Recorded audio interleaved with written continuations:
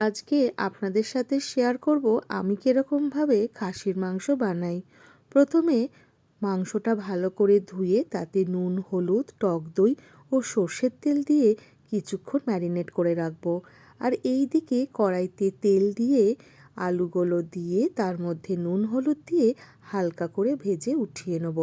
আর পেঁয়াজ কিছুটা নিয়ে ওটা পেস্ট করে রাখবো। আর ওই তেলেতেই দিয়ে দেবো গোটা গরম মশলা, তেজপাতা আর পেঁয়াজ বাটা।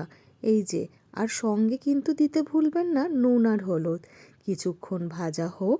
আর এই দিকে আমি একটা পেস্ট বানিয়ে নিই। গোটা ধনে, গোটা জিরে, গোটা শুকনো লঙ্কা, রসুন, আদা, একটু সামান্য জল আর নিয়ে নেবো গোটা গোলমরিচ আর দুখানা কাঁচা লঙ্কা। আমার পেস্ট তৈরি হয়ে গেছে।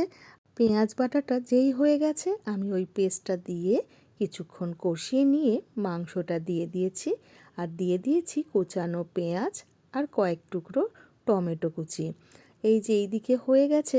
আর হ্যাঁ, আমি রসুনটা তো দিতেই ভুলে গিয়েছিলাম। গোটা রসুন খেতে খুব ভালোই লাগে।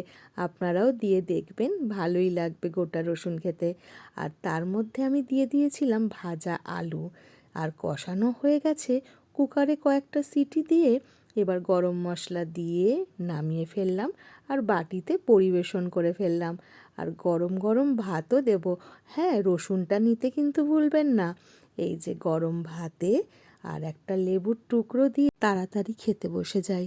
আর আপনারা কেমন করে বানান খাসির মাংস আমাকে অবশ্যই জানাবেন।